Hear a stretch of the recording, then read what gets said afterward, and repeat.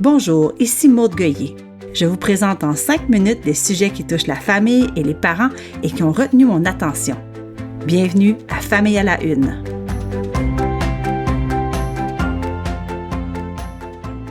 Est-ce que vous regardez parfois des vidéos en accéléré? Moi, j'ai une confidence à vous faire. Ben oui, ça m'arrive.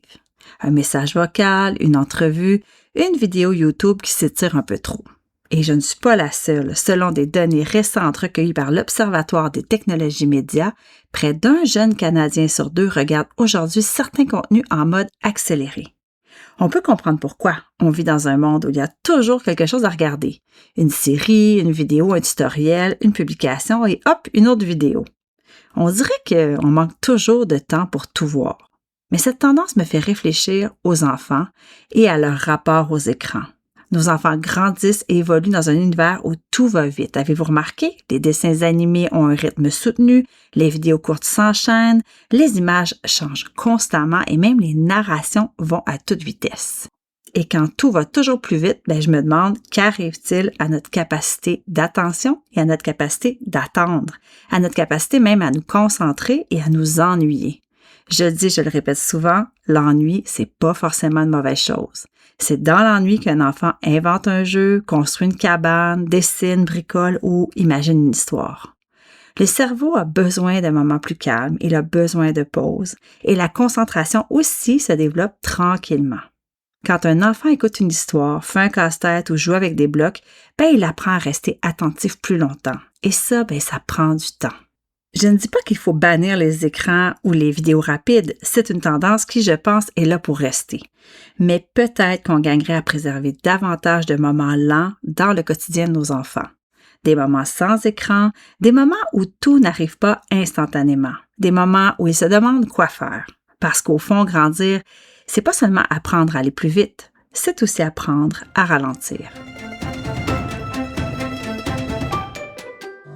À mon premier, je voulais donc accoucher naturellement, sans péridurale. Je l'avais même écrit dans mon plan de naissance. À mon deuxième, j'ai accouché comme je l'entendais. J'en ai fait à ma tête. Oui, j'ai accouché assise et c'est même moi qui ai accueilli ma fille. Avec le recul, je me rends compte qu'il n'existe pas une bonne façon d'accoucher. Naturellement, avec ou sans péridurale, à la maison ou à l'hôpital, les accouchements peuvent être différents et ne font pas de nous de meilleures ou de moins bonnes mères. Et pourtant, il reste du chemin à faire quant aux perceptions liées à l'accouchement. Une récente étude de l'Université de Reading au Royaume-Uni a donné la parole à de nouvelles mamans qui considéraient que leur accouchement ne s'était pas déroulé comme prévu. Plusieurs racontaient avoir eu l'impression d'avoir échoué, d'avoir mal fait les choses, même lorsque le bébé allait bien et que les médecins étaient intervenus pour que tout se passe bien. Puis moi, je trouve ça triste, parce qu'au fond, l'objectif d'un accouchement, ce n'est pas d'obtenir une médaille, c'est de mettre au monde un enfant en santé dans des conditions sécuritaires pour la mère et pour le bébé. Et il y a une autre idée qui mérite d'être remise en question. Pendant des générations, les femmes ont souvent accouché, couché sur le dos. Pourtant, historiquement, ce n'était pas la position la plus répandue. Pendant des milliers d'années, les femmes ont accouché accroupies, à genoux ou dans une position qui leur semblait naturelle. Pourquoi faudrait-il aujourd'hui une seule et unique position pour accoucher comme si c'était une recette universelle pour toutes? Je pense que la meilleure position, c'est celle dans laquelle on se sent le mieux. Chaque femme est différente, chaque grossesse est différente et chaque accouchement est différent. Un accouchement, ce n'est pas une performance, c'est un passage. Et surtout, c'est le début d'une histoire.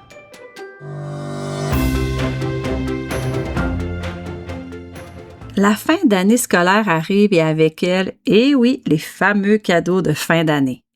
Les cadeaux pour les éducatrices en garderie, les cadeaux pour le service de garde, les cadeaux pour les profs. Et quand on a plusieurs enfants, la facture peut grimper vite. Honnêtement, je trouve qu'on se met beaucoup de pression avec ça.